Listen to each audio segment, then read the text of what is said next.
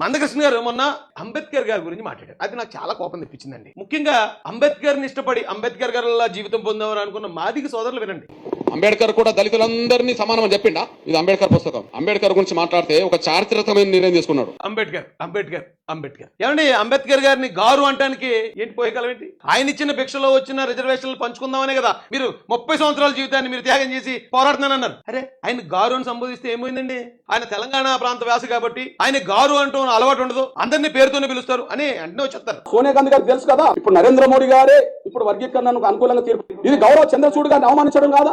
గౌరవ చంద్రచూడ్ గారు అటండి, సోనియా గాంధీ గారు అటండి, మా మోడీ గారు అటండి, కానీ ఇక్కడ మాత్రం అంబేద్కర్ అటండి. అంబేద్కర్ ఏంటంటే ఇంత దారుణంగా దిగజారిపోయారు మందకృష్ణ గారు. వినడానికి చాలా కష్టంగా ఉందండి నాకైతే. ఇంకా మిమ్మల్ని ఏమనంటే నా మాదిగ అన్నదమ్ముళ్ళు నన్ను కొంచెం అపార్థం చేసుకుంటారేమని ఏం అంటలేదు, కానీ ఇదే ఇంకొకటి ఎవడన్నా కానీ అంబేద్కర్ గారి గురించి అలా తప్పుగా మాట్లాడుంటే నాలిపోతుంది. ఖచ్చితంగా నిలబెట్టి మొత్తం గొడ్లోడు తీసి మాట్లాడుతుంది.